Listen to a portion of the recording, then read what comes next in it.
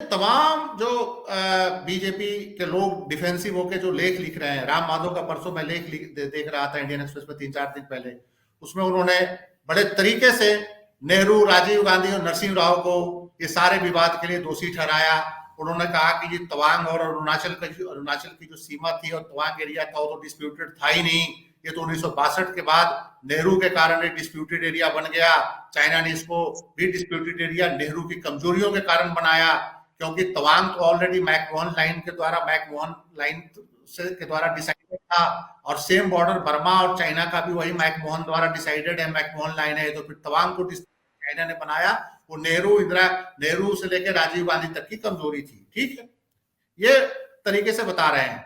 लेकिन अगर उस समय कुछ गलतियों के कारण तवांग डिस्प्यूटेड बना, उनकी गलतियों के कारण, तो फिर आज वो डिस्प्यूट को खत्म करने के लिए आप क्या प्रयास कर रहे हैं, वो राम माधव के लेख में मुझे कहीं नजर ही नहीं आया। कि ठीक है, उन्होंने गलती करी, नरसिंह राव ने जो गलती करी या राजीव गांधी ने गलती करी, तो आप उन गलतियों को सुधारने के लिए वो मैकमोहन लाइन पे जो चाइना लगातार बदमाशी कर रहा है नॉर्थ ईस्ट में, तो वो उसको खत्म करने के लिए आपने क्या किया? ये इस पे तो कोई रिप्लाई नहीं आ रहा है। हमारे जो बड़े बड़े डिप्लोमेट हैं, हमारे जो विदेश मंत्री हैं, वो तो भारत के विदेश मंत्रालय में बड़े लंबे समय तक अधिकारी रहे हैं, भारत के विदेश सचिव रहे हैं, और भी तमाम अधिकारी जो बैठे हुए हैं अलग अलग पोस्टों पे, वो क्या कर रहे हैं इस मसले पे? चीन के साथ किस लेवल पे वो बातचीत कर रहे हैं, ये जनता को कुछ नहीं पता।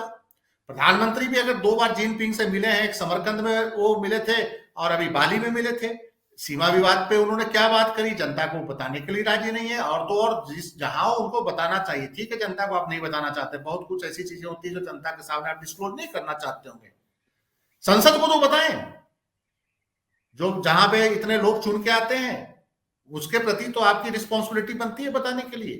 भारतीय सीमा में लगातार चीन बहुत मजबूती से निर्माण कर रहा है, भारतीय क्षेत्र में घुसपैठ कर रहा है, भारतीय क्षेत्र में कई जगह पे वो कंस्ट्रक्शन करने की कोशिश कर रहा है, और हमारी सरकार इस वस्तु स्थिति से ना नकारती है और ना इसको यस करती है कि ये स्थिति है। प्रधानमंत्री तो जवाब देने के लिए तैयार नहीं है।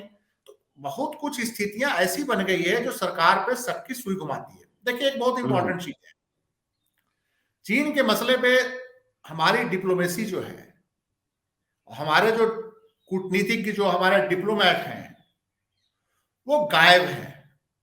अगर आप देखे होंगे तो 2020 से लेकर अभी तक जितनी भी वार्ता हो रही है, वो डिप्लोमेटिक लेवल पे नहीं हो रही है। हमारी सरकार उनकी सरकार से बात नहीं कर रही है। ये हमारी विदेश नीति की सबसे बड़ी फेल्योर तो यहीं पे साफ नजर आ रही है। पी चिदम्बरम ने 2-3 दिन पहले तमाम कुछ सवाल संसद में बहस के दौरान उठाए, और उसमें एक महत्वपूर्ण सवाल ये था कि डोकलम के पास जो कंस्ट्रक्शन हो रहा है चाइना की तरफ से, देवसांग को लेकर जो चाइना का कंस्ट्रक्शन है देवसांग रीजन में, और गोगरा और हॉट स्प्रिंग में चाइना ने हमारे कौन से क्षेत्र को दबा रखा है, ये सब कुछ तमाम सवाल सरकार से पूछे थे, जिसपे सरकार को स्पष्ट जवाब अभी तक नहीं दे पाई थी। और यही तमाम सवाल पी चिदम्बरम ने पूछे थे। और पी चिदम्बरम ने एक महत्वपूर्ण सवाल ये भी प्रधानमंत्री से पूछा कि जब बाली में आप जिनपिंग से मिले थे तो क्या बातचीत हुई, और जो सीमा विवाद को लेकर जो पिछले 2 सालों से जो सीमा पे इतना तनाव है, तो उसके लेकर जिनपिंग से आपकी क्या बात हुई?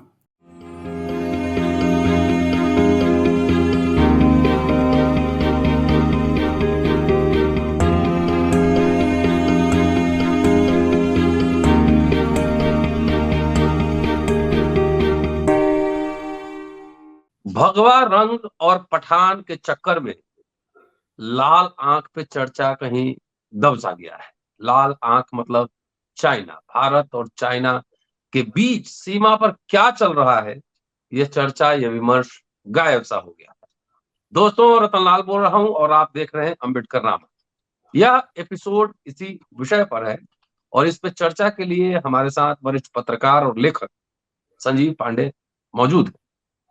इनकी नजर अंतरराष्ट्रीय संबंधों, खासकर चाइना और भारत, पाकिस्तान, बांग्लादेश को लेकर इनकी नजर बनी रहती है। और लेटेस्ट क्या है, क्या चल रहा है भारत चीन सीमा पर, और सरकारों की ओर से किस किस तरह की रणनीति बन रही है, क्या रिएक्शन सब आ रहे हैं, ये सब बात इसमें जानने की कोशिश करेंगे। स्वागत है सर अम्बेडकर नामा में, संजीव जी। नमस्कार। नमस्कार, कैसे हैं? बढ़िया सर। क्या चल रहा है सर? लाल आंख वाला मामला दबसा गया है। देखिए, आज पार्लियामेंट में भी विपक्ष ने काफी जबरदस्त इसमें हंगामा किया है और हम्म। विपक्ष की मांग है कि जो वस्तु स्थिति जो है सीमा हम्म। पर, इन सीमा पे उसकी जानकारी प्रधानमंत्री खुदा कर दे और इस पे एक विस्तृत विचार विमर्श हो, संसद के अंदर डिबेट हो। हम्म। ये हम्म। विपक्ष पिछले 4 दिन से मांग कर रहा है और सत्ता पक्ष इस मांग से और बहस करने से पीछे हट रहा है, सत्ता पक्ष जो है। हम्म। और कहीं न हम्म। कहीं सीमा पे ऐसी क्या परिस्थिति है कि सत्ता पक्ष देश या संसद को वस्तु स्थिति बताने से पीछे क्यों हट रहा है? हम्म। ये एक संदेह का मसला सामने आ जाता है। और देखिए, 3 दिन पहले पी चिदम्बरम ने 2-3 दिन पहले तमाम कुछ सवाल संसद में बहस के दौरान उठाए और उसमें एक महत्वपूर्ण सवाल ये था कि डोकलम के पास जो कंस्ट्रक्शन हो रहा है चाइना की तरफ से, देप्सांग को लेकर जो चाइना का कंस्ट्रक्शन है देप्सांग रीजन में, और गोगरा और हॉट स्प्रिंग में चाइना ने हमारे कौन से क्षेत्र को दबा रखा है, ये सब कुछ तमाम सवाल सरकार से पूछे थे जिसपे सरकार कोई स्पष्ट जवाब अभी तक नहीं दे पाई थी। और यही तमाम सवाल पी चिदम्बरम ने पूछे थे। और पी हम्म। चिदम्बरम ने एक महत्वपूर्ण सवाल ये भी प्रधानमंत्री से पूछा कि जब बाली में आप जिनपिंग से मिले थे तो क्या बातचीत हुई, और जो सीमा विवाद को लेकर जो पिछले 2 सालों से जो सीमा पे इतना तनाव है, तो उसके लेकर जिनपिंग से आपकी क्या बात हुई? देखिए, हम्म। प्रधानमंत्री जिनपिंग से हाथ मिला रहे हैं और जिनपिंग प्रधानमंत्री की तरफ ढंग से देख भी नहीं रहे हैं, ना कोई जवाब दे रहे हैं। तो हम्म। इस मतलब कि 2 राष्ट्राध्यक्षों की बॉडी लैंग्वेज जो है वो बहुत कुछ हमें बताने के लिए काफ़ी होता है कि हम किस परिस्थिति में हैं और वो जो हमारा जो विरोधी है किन परिस्थितियों में है। तो ये जो तमाम चीज़ों पे जो चिदम्बरम ने सवाल उठाया और राज्यसभा में लगातार विपक्ष ने नोटिस दिया है कि सारे जो अपने जो महत्वपूर्ण विषय है उसको पेंडिंग रख के और इस पे भारत चीन सीमा पे जो वस्तु स्थिति पे एक बहस की जाए, डिबेट की जाए, उसके लिए सत्ता पक्ष तैयार नहीं हो रहा है। तो कहीं ना कहीं मामला गंभीर है। सरकार कहीं ना हम्म। कहीं बहुत छुपा रही है। देखिए, 2-3 चीजों क्या पे हमें क्या ध्यान। क्या वजह हो सकती है?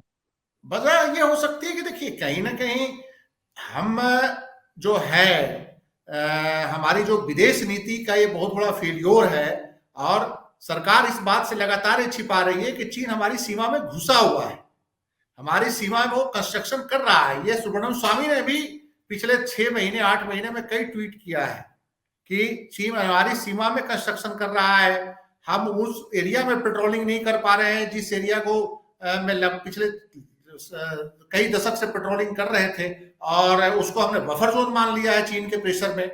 तो ये खास करके जो लद्दाख का एरिया है जहां पे चीन ने 2020 में घुसपैठ करी थी।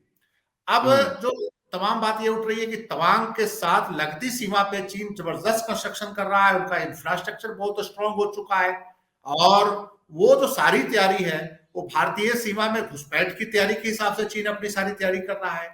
लेकिन और हमारी क्या तैयारी है इस पे सरकार स्पष्ट रूप से कुछ बताने को राजी नहीं होती। और तो और ये विदेशी मीडिया और कई जो थिंक टैंक हैं उनकी रिपोर्ट्स भी आ रही है। कल परसों ऑस्ट्रेलिया की किसी थिंक टैंक ने भी रिपोर्ट दिया है कि भारतीय सीमा में लगातार चीन बहुत मजबूती से निर्माण कर रहा है, भारतीय क्षेत्र में घुसपैठ कर रहा है, भारतीय क्षेत्र में कई जगह पे वो कंस्ट्रक्शन करने की कोशिश कर रहा है और हमारी सरकार इस वस्तु स्थिति से ना नकारती है और ना इसको यस करती है कि ये स्थिति है। प्रधानमंत्री तो जवाब देने के लिए तैयार नहीं है। तो बहुत कुछ स्थितियां ऐसी बन गई है जो सरकार पे सबकी सुई घुमाती है। देखिए, एक बहुत इंपॉर्टेंट चीज है, चीन के मसले पे हमारी डिप्लोमेसी जो है, हमारे जो कूटनीतिज्ञ जो हमारे डिप्लोमेट हैं वो गायब है। अगर आप देखे होंगे तो 2020 से लेकर अभी तक जितनी भी वार्ता हो रही है वो डिप्लोमेटिक लेवल पे नहीं हो रही है। हमारी सरकार उनकी सरकार से बात नहीं कर रही है। ये हमारी विदेश नीति की सबसे बड़ी फेल्योर तो यहीं पे साफ नजर आ रही है।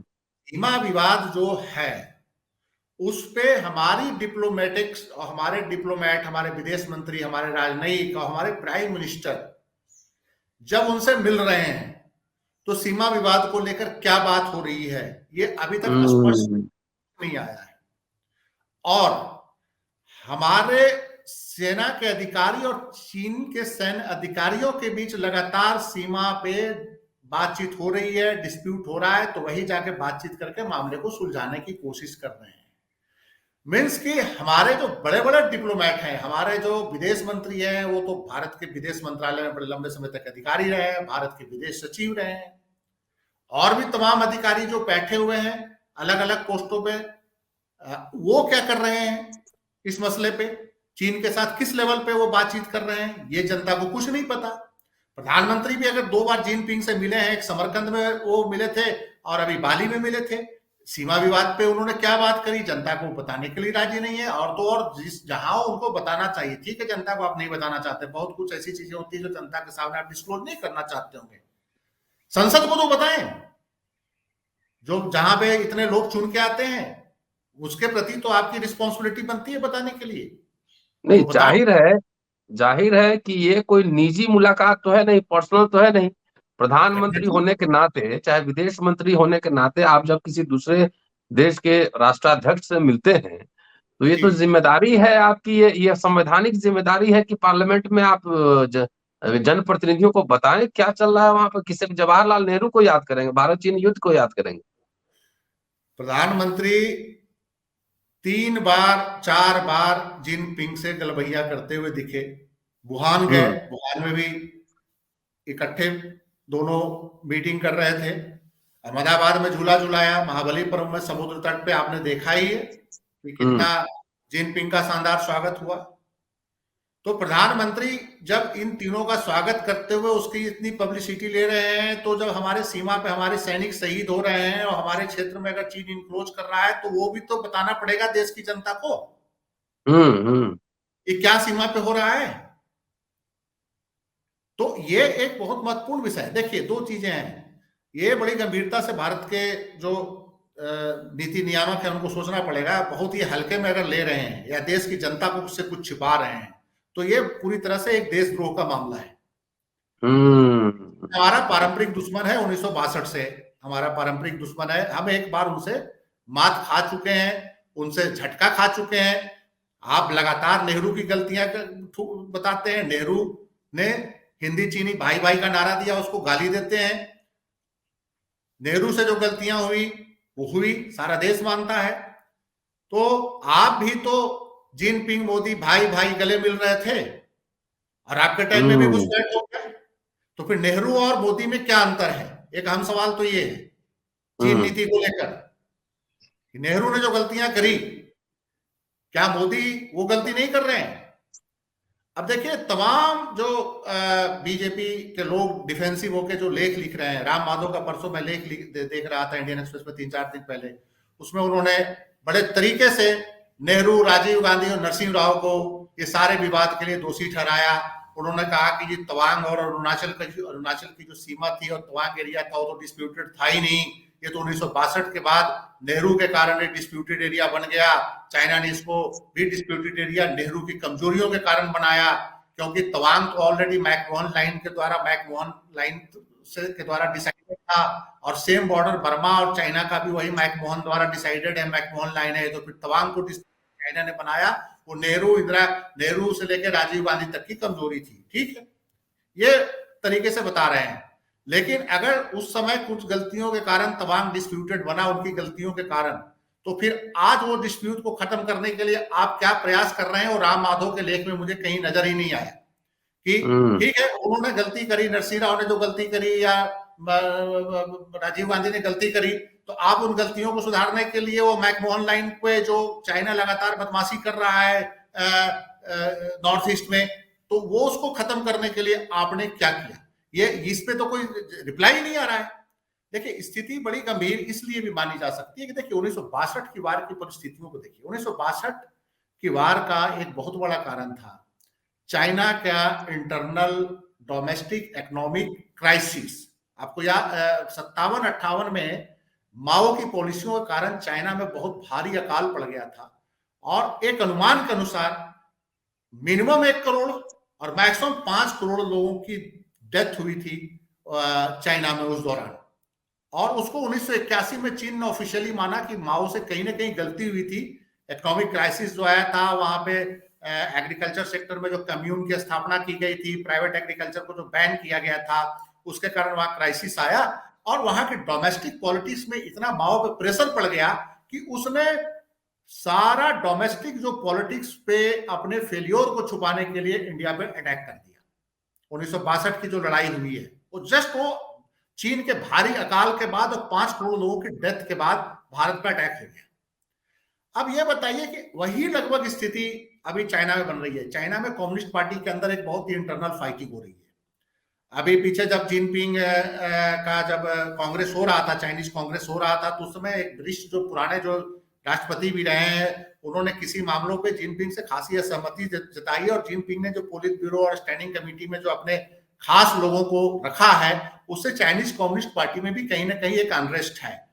और जिनपिंग जिस ढंग से डिक्टेटर बन गए हैं कम्युनिस्ट पार्टी के अंदर कि वो पीपुल्स लिबरेशन आर्मी के भी चेयरमैन हो गए हैं, पार्टी के भी जनरल सेक्रेटरी सबसे पावरफुल आदमी हो गए, फिर राष्ट्रपति भी वही होंगे, तो सारा सेंट्रलाइज उन्होंने कर लिया है कि सारी इंपॉर्टेंट पोस्टों को खुद बैठ गए हैं। तो कहीं ना कहीं नीचे लेवल से ऊपर लेवल तक कम्युनिस्ट पार्टी के अंदर भी वहां असंतोष है। लेकिन जो सबसे बड़ी समस्या अभी चाइना के अंदर आई है, पिछले आप 8-10 दिनों से पढ़ रहे होंगे, कोविड का प्रकोप बहुत बड़ा है और वहां पे हेल्थ सिस्टम उनका चरमरा रहा है। पीछे तो स्ट्रिक्ट कोविड पॉलिसी के कारण उनकी इकोनॉमी पे भी क्राइसिस आया और लोग भी सड़कों पर उतर आए थे। तो ये देखते हुए उन्होंने कोविड में थोड़ा रिलैक्स दिया। अब करें, अस्पताल भरे हुए हैं, स्थिति बहुत खराब है। अब चाइना के जो जिनपिंग है, इन परिस्थितियों में जो अगर हो सकता है कि अपने घरेलू जो असंतोष है उससे लोगों को दिमाग हटाने के लिए भारतीय सीमा में कुछ करेंगे, तो ये हमारी सरकार अगर इसको बहुत हल्के में लेती है या जनता को कुछ नहीं बताती है और कल को कोई बड़ी घटना हो जाती है, तो फिर नेहरू और मोदी में क्या अंतर रह जाएगा। मोदी देखिए, नेहरू ने तो कम से कम बताया, और नेहरू उस समय मिलिट्री नेशनलिज्म के अगेंस्ट थे। भारत आजाद हुआ था, भारत को पब्लिक सेक्टर चाहिए था, भारत की इकोनॉमी को स्ट्रॉन्ग करना था, तो नेहरू की हम गलती भी नहीं बोल सकते। नेहरू की मजबूरी थी कि वो सीमा पे मिलिट्री को स्ट्रॉन्ग करने के बजाय देश की जनता को आर्थिक आधार पर मजबूत करना चाह रहे थे, बड़े बड़े इंडस्ट्री लगा रहे थे, एग्रीकल्चर सेक्टर में आत्मनिर्भर बनाने की देश की कोशिश कर रहे थे। भाखड़ा नंगल डैम बनाया, हीराकुंड डैम बनाया था, बड़े बड़े स्टील प्लांट्स लगे थे कि लोगों को रोजगार मिले। तो लोगों को आजाद 1947 में देश हुआ था, अगर उसी समय हम पाकिस्तान की तरह हम भी अपनी मिलिट्री में लग जाते तो शायद हम भी पाकिस्तान की तरह ही आज होते। हम आर्थिक रूप से अगर आज स्थिति में है, और मोदी के सामने तो समस्या नहीं है। मोदी तो कहते हैं हम न्यू इंडिया में हैं, मोदी तो ये कहते हैं कि देश की इकोनॉमी 3 ट्रिलियन की है और बहुत जल्दी हम ब्रिटेन को भी पार कर जाएंगे, अमेरिका को भी पार कर जाएंगे, पता नहीं हम किसको पार कर जाएंगे, हम तो दूसरी तीसरी इकोनॉमिक ताकत बन जाएंगे। मतलब कि मोदी तो इस स्थिति में है कि नेहरू के द्वारा बनाए गए इतने मजबूत पब्लिक सेक्टर को बेच के देश के पूंजीपतियों को अमीर कर रहे हैं, और अदानी और अंबानी जैसे लोग दुनिया के अमीर लोगों में हैं, तो ऑटोमेटिक है कि इकोनॉमिकली बहुत स्ट्रॉन्ग है कि दुनिया के अमीर लोगों के जो सूची है उसमें हमारे भी उद्योगपतियों के नाम है। तो फिर हम क्यों डर रहे हैं चाइना से? नेहरू के तो कुछ पब्लिक सेक्टर को बनाने के लिए, मोदी के सामने कोई कंपल्सन नहीं है, मोदी के पास तो भेजने के लिए भी बहुत कुछ है। नेहरू इतना कुछ बना के चले गए कि आप बेचते रहिए और खाते रहिए। जैसे हमारे 200 एकड़ जमीन है तो हमारा अगला पुश्त भी खाएगा, बेचेगा, काम करने की कोई जरूरत नहीं है, हम उसको बेच के खाएंगे, अपने चलाएंगे और सब मौज मस्ती करेंगे। अगर हमारे परदादाओं ने, बाप दादाओं ने कुछ संपत्ति बना के गए हैं, जमीन बना दिया, शहरों में कुछ प्रॉपर्टी खरीदी, तो आज प्रॉपर्टी की और सब चीज की कीमतें इतनी बढ़ी हुई है कि हम बेच के अगला पुश्त भी, हमारा अगला बाल बच्चा भी चला सकता है। तो मोदी जी के सामने वही स्थिति है। नेहरू ने इतनी बड़ी बड़ी चीजें बना के दे रखी है कि मोदी जी अगर उसको बेचेंगे तो अगले 20 साल तक देश चलेगा, ऐसी बात नहीं, उसको बेच के भी देश चलाया जा सकता है बिना काम किए हुए। तो मैं समझता हूं कि मोदी के सामने ऐसी कोई परिस्थितियां नहीं है, फिर मोदी क्यों डर रहे हैं, संसद में क्यों जवाब नहीं दे रहे हैं? सवाल ये है कि उनको बताना चाहिए। देखिए, कुछ है कि इकोनॉमिक, हम लोग चाहे जितना बोले, अब हम सच्चाई पे आते हैं कि कहीं ना कहीं आर्थिक स्थिति कोविड के बाद हमारी भी बहुत अच्छी नहीं है, और हमको लगता है कि सरकार की कहीं मजबूरी है कुछ ना कुछ। देखिए, अभी 70 से 80 हजार जो आपके आर्मी के जो जवान हैं वो चाइना बॉर्डर पे मूवमेंट में है लगातार, वहां पे स्टेबल आपको रखना पड़ रहा है। 2020 के बाद जो चीन की जो वहां पे बदमाशी नजर आई, तो आपके जवान वहां पे खड़े हैं, और देखिए वो जवान 3 महीना 4 महीना वहां पे रह सकते हैं, क्योंकि हाई एल्टीट्यूड में एक जवान को आप 6 महीना 8 महीना नहीं रह सकते, थोड़ा सा ऑक्सीजन की प्रॉब्लम आती है, हेल्थ की भी प्रॉब्लम आती है, और हार्ट में भी कुछ चेंजेस नजर आने लगते हैं, कुछ लंग्स में भी प्रॉब्लम आती है।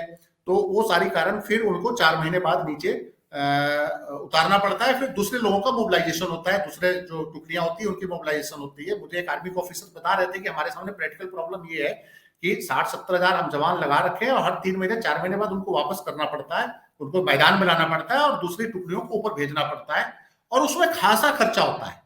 मतलब कि वो बहुत कोई सस्ता वो नहीं है, एपिसोड नहीं है कि आप उसमें भी अरबों रुपए का खर्च है मोबिलाइजेशन में। सेकंड ये है कि हमारा इंफ्रास्ट्रक्चर उस ढंग से मजबूत नहीं है जैसे चाइनीज ने बॉर्डर पे अपना इंफ्रास्ट्रक्चर बना रखा है। जवानों के रहने के लिए शेल्टर्स जो बनाए गए हैं वो चाइना के बहुत ही हाई क्वालिटी है। और हमारे यहाँ तो आपको पता ही है कि 10 करोड़ अगर किसी को आप प्राइवेट सेक्टर को ठेका दे दीजिए, 1 करोड़ लगा के वो सेना के साथ भी वही काम करेगा जैसे सड़क पे पब्लिक सेक्टर में या सड़कों पे आम लोगों के साथ जैसे होता है कंस्ट्रक्शन, वैसे ही वहां भी करके शरारत करके निकल जाते होंगे। ऐसे आपको मिलेंगे आर्मी के अंदर भी ठेकेदार आपको मिल जाएंगे जो प्राइवेटाइजेशन का थोड़ा ये जो भुगतना पड़ा है देश को। तो अभी पीछे जो इन्होंने कुछ बनाए भी है वो स्लो है, जो इंफ्रास्ट्रक्चर बॉर्डर रोड्स बनाने थे या बाकी जो आर्मी के रहने के लिए जो वहां पे जवान, यही देखिए इस मामले में थोड़ा सा कांग्रेसी समझदार थे, मनमोहन सिंह की सरकार समझदार थी कि उन्होंने माउंटेन डिवीजन को इसीलिए बहुत स्ट्रॉन्ग करने के लिए परमानेंट सोचा था कि 70,000 स्पेशल फोर्सेज माउंटेन डिवीजन का हम बनाएंगे जो उसी एरिया के होंगे, उस क्लाइमेटिक जोन में बेहतर लड़ने का आदि होंगे, और वो बेसिकली उनको फर्क ही नहीं पड़ेगा क्योंकि वो नॉर्थ ईस्ट हो गया, हिमाचल हो गया, इस एरिया में जो हाई एल्टीट्यूड पे रहने वाले लोगों का ही अगर आप डिवीजन खड़ा कर देंगे तो उस एरिया उस माहौल से और उस एरिया के मौसम से तो उनका बॉडी उस लेवल पे बन जाता है कि उनको तो कोई दिक्कत ही नहीं है। तो उसके लिए माउंटेन डिवीजन बनाने की बात हुई थी, मनमोहन सिंह ने शुरू भी की, इस पे प्रयास भी शुरू किया था, मनमोहन सिंह की गवर्नमेंट में काम शुरू हो गया था और सिक्किम के आसपास उसका एक हेडक्वार्टर भी बनाया गया था। लेकिन अब वो भी जैसा कि आर्मी के ऑफिसर्स बताते हैं कि उस पर तो काम उन्होंने लगभग बंद ही कर दिया और ना उस पर कोई इनकी तैयारी है, वो ठप ही पड़ा हुआ है। ऊपर से ये अग्निवीर लेके आ गए। अग्निवीर को लेकर आज क्वेश्चन उन्होंने एक इंडियन एक्सप्रेस में आज लेख पढ़ रहा था और एक बहुत ही सीनियर नेवी के रिटायर्ड चीफ हैं, उनका नाम मैं भूल रहा हूं, उन्होंने भी अग्निवीर पे आज क्वेश्चन किया है कि इस तरह के हेस्ट में आपने जो फैसले लिए हैं ये क्या हमारे बॉर्डर के लिए और हमारी सीमा सुरक्षा के हित में है? मतलब कि पैसा बचाने के लिए अगर आप ये कर रहे हैं तो ये देश हित में नहीं है। और पैसा तो बचाने के और भी बहुत तरीके होते हैं। ये 5 साल 4 साल के लिए फौज में होमगार्ड के टाइप भर्ती करके आप देश की सुरक्षा को तो कहीं खतरे में नहीं डाल रहे हैं। देखिए इसके समर्थक भी मिल जाएंगे। एक समर्थक विंग ये लगातार कर रहा है कि आर्मी में मैन पावर को कम करो, टेक्नोलॉजिकली आप ज्यादा एडवांस हो, मिसाइल सिस्टम, ड्रोन, ये जो नई टेक्नोलॉजी आ रही है, आपको बहुत सारे लेखक मिल जाएंगे जो आर्मामेंट डीलरों के मार्केटिंग करते हुए बड़े बड़े अखबारों में नजर आएंगे कि भारत को अमेरिका से ये ड्रोन खरीदना चाहिए, ये चाइना से बहुत बड़ा खतरा हो गया है तो आर्म ड्रोन भी खरीदना चाहिए, सर्विलेंस ड्रोन भी खरीदना चाहिए। यूक्रेन में देखिए रशिया ने ड्रोन से कितना यूक्रेन को नुकसान पहुंचाया, यूक्रेन के पास भी अमेरिकन ड्रोन ने कितने अच्छे कामयाबी से रशियन आर्मी को नुकसान पहुंचाया, इस तरह का मिलेगा। लेकिन एक बात सुनिए कि आप अभी उस स्थिति में नहीं है कि आप प्योर अपने ह्यूमन रिसोर्स को अबेंडन करके आप टेक्नोलॉजिकल वार में चाइना से आ जाएंगे। चाइना आपसे ज्यादा एडवांस है टेक्नोलॉजिकल वार में, उसके पास में मिसाइल सिस्टम है, उसके पास में न्यूक्लियर पावर है, उसके पास में ड्रोन है और उसका सर्वेलेंस आर्टिफिशियल इंटेलिजेंस आपसे ज्यादा स्ट्रॉन्ग है। और आप तो छोटी छोटी चीजों के लिए चाइना पे निर्भर हैं। आज की डेट में जो चिप है वो चाइना से नहीं बन के आ रहा है तो आपका एटीएम कार्ड भी नहीं बन रहा है। आप टेक्नोलॉजिकल वार में चाइना से कैसे आगे निकल जाएंगे? तो ये बहुत सोचने की बात है कि बिना मतलब की तैयारी के और सोचे समझे जो इल प्लान जो गवर्नमेंट के रवैया है कि अग्निवीर रख लो और माउंटेन डिवीजन को डेवलपमेंट ही ना करो, तो आज चाइना में जो नजर आ रहा है, आज अगर आपके पास स्ट्रॉन्ग माउंटेन डिवीजन हो तो चाइना की हिम्मत ही नहीं कि आपके एरिया में घुस जाए। उस एरिया में रोजगार नहीं मिलेगा। पहाड़ों पे देखिए कितनी बेरोजगारी है, आप देखते ही हैं पहाड़ के लोग के कितने बेरोजगार हैं, वहां पे कितना पिछड़ेपन है।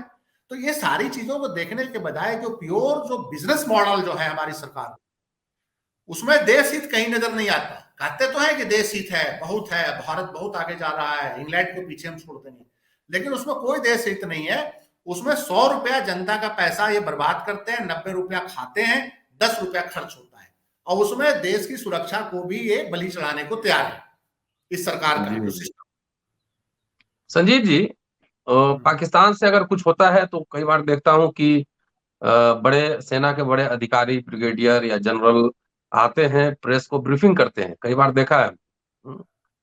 चाइना को लेकर क्या इस तरह की कोई ब्रीफिंग वगैरह हुई है आर्मी की तरफ से? देखिए, पाकिस्तान को लेकर बोलना बहुत आसान है, उसका मैं एक स्ट्रेटेजिक कारण बताता हूं। चाइना ने अपने सारे पड़ोसियों को दबा रखा है, उसको कहीं से कोई खतरा नहीं है। रसिया से सीमा विवाद है, रसिया के आज कंपल्सन है चाइना के साथ चले। पाकिस्तान 2 बॉर्डर पे फाइट कर रहा है, इधर भारत से भी उसे खतरा है, उधर अफगानिस्तान बॉर्डर पे भी अफगान जो बॉर्डर है उसके लिए सेफ नहीं है। उधर से अफगान तालिबान भी एंटर करता है, पाकिस्तानी तालिबान भी एंटर करता है, बड़े अलग अलग है वहां पे। तालिबान भी उनको आंखें दिखा रहा है, वहां की फोर्सेस लगातार फायरिंग कर रही है पाकिस्तानी। दूसरा, 2 फ्रंट के साथ साथ पाकिस्तान की इकोनॉमी और पाकिस्तान के आर्मी का बजट देखिए। पाकिस्तान की आर्मी 10 से 12 अरब डॉलर का बजट लेके चलती है एनुअल, आपकी आर्मी 50 से 60 अरब डॉलर का बजट लेके चलती है। किसी भी लड़ाई की स्थिति में आपको 1 महीना लड़ाई सस्टेन करने के लिए आपको कम से कम 50 अरब डॉलर तो एडिशनल चाहिए।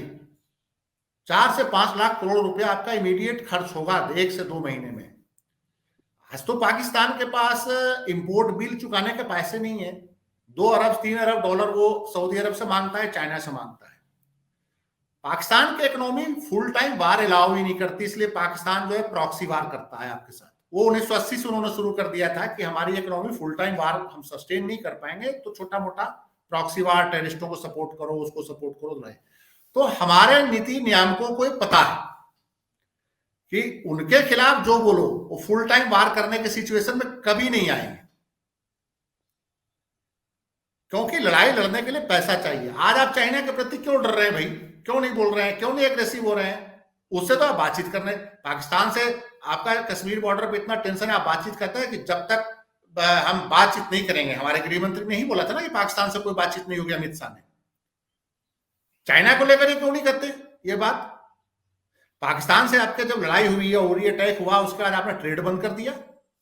आज पाकिस्तान से सालाना 2 अरब डॉलर का ट्रेड था, वो घट के आधा अरब डॉलर भी नहीं है।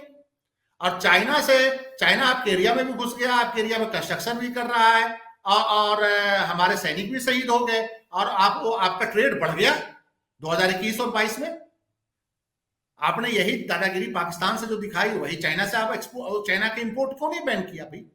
आप बैन करते चाइना का इंपोर्ट। कौन सा प्रेशर है कि आप चाइना का इंपोर्ट नहीं बैन कर रहे हैं? क्यों डर रहे हैं चाइना से आप? तो अगर आज की डेट में चाइना बॉर्डर से हमारा तनाव होगा, तो ये भी है हमारी सरकार के पास। अब देखिए, कहीं ना कहीं बात हो रही है कि हमारा बजट जो है, टोटल बजट का 2.5 जो है आर्मी पे खर्च करते हैं, तो हमें एडिशनल पैसा चाहिए होगा चाइना से लड़ने के लिए। अब सरकार की स्थिति तो आप देख ही रहे हैं, सरकार तो बार बार रो रही है कि हमारे पास तो ओल्ड पेंशन देने के लिए पैसा नहीं है। हालांकि बाकी खर्चे तो पूरे हो रहे हैं, जिनके लेविश स्टाइल और जो बाकी जो दिखाने के खर्चे तो खूब हो रहे हैं। एडवर्टीजमेंट पे सरकार 500, 700, 1000 करोड़ रुपए खर्च कर चुकी है बीजेपी सरकार की उपलब्धियां बताने के लिए, प्रधानमंत्री को उपलब्धियां बताने के लिए।